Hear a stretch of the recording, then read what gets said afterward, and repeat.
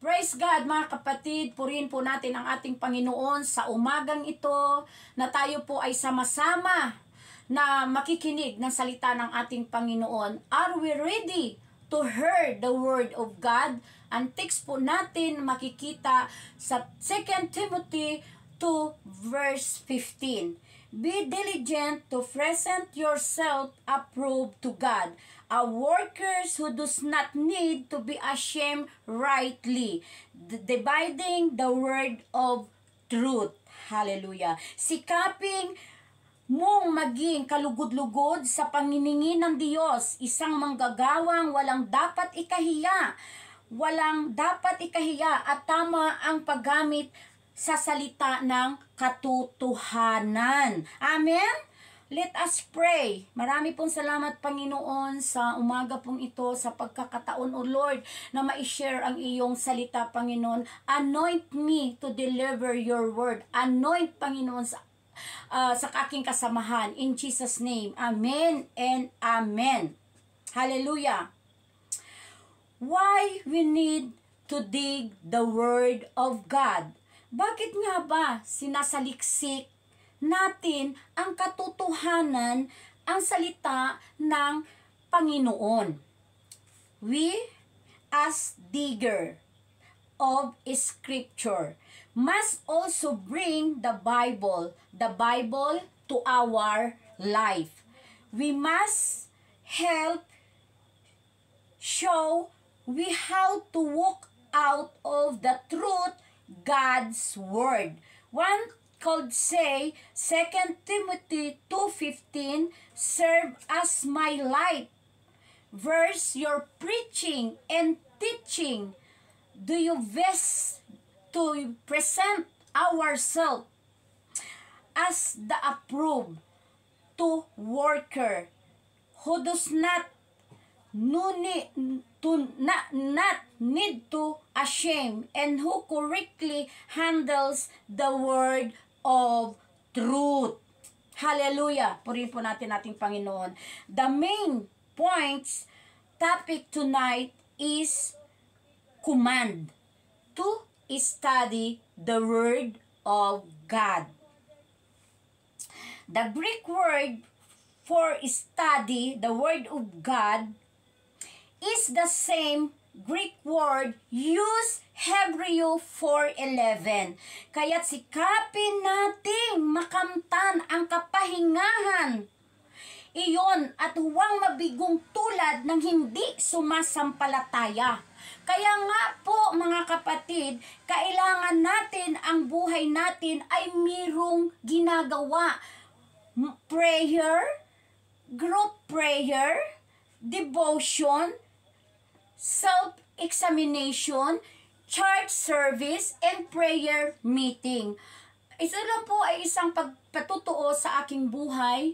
Nang ako po ay nakapag-aral ng whistle, ay marami po akong natutunan. Marami pong napag-aralan. At ito po ay aking natutunan, at ito po ay marami po akong ang natutunan sa aking pag-aaral, no, na dapat po sa aking buhay, na dapat po talaga na marami po akong ginagawa.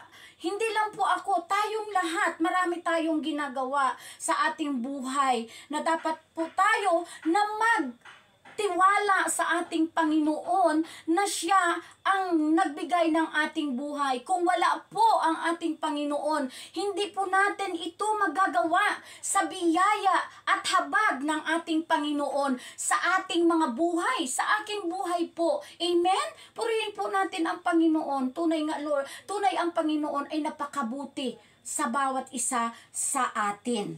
Hallelujah! Purihin po natin ang Panginoon. Ang pangalawang main point is we must be a laborer. Okay? The kind of laborer for which Jesus told his disciples to pray. Then he said to his disciples to harvest truly plentiful, but the laborer was you. Therefore, pray the Lord of the harvest to send the laborer to his harvest. So, Matthew 9:37 and 38. Hallelujah! Purihin po natin ang Panginoon. Why we need digging the word of truth? Okay?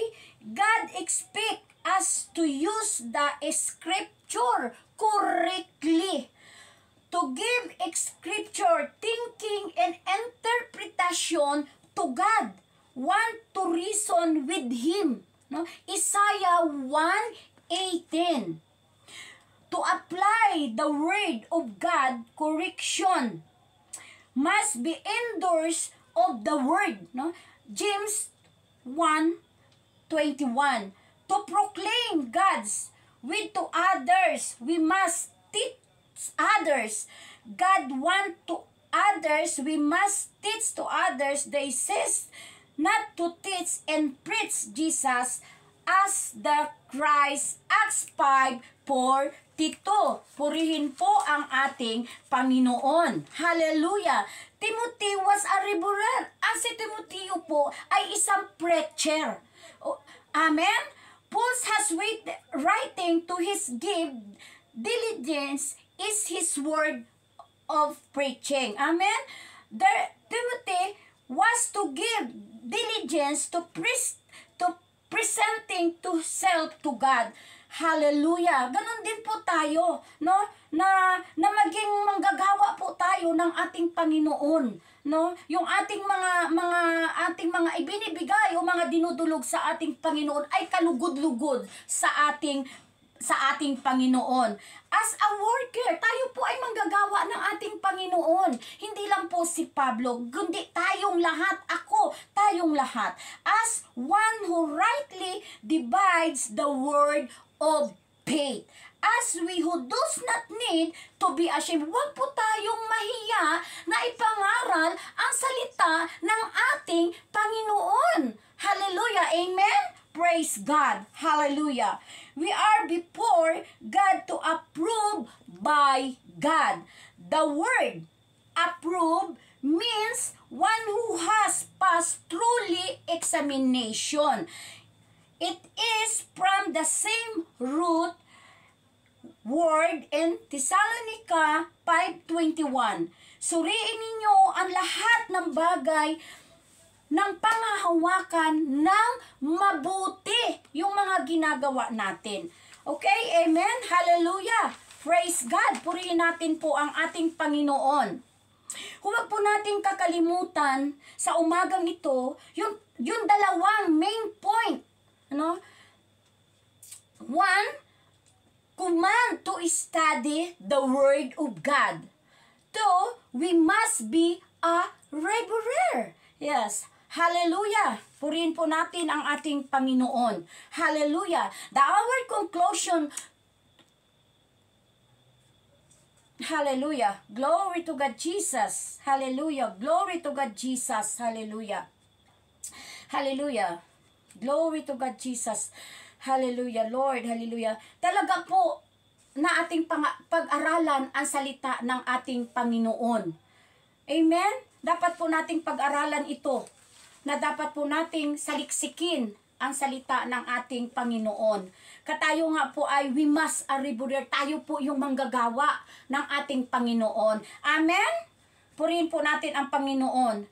Our conclusion tonight is to show ourselves to approve. It's a call to diligent, consistent, and earnest engagement with the Word of God.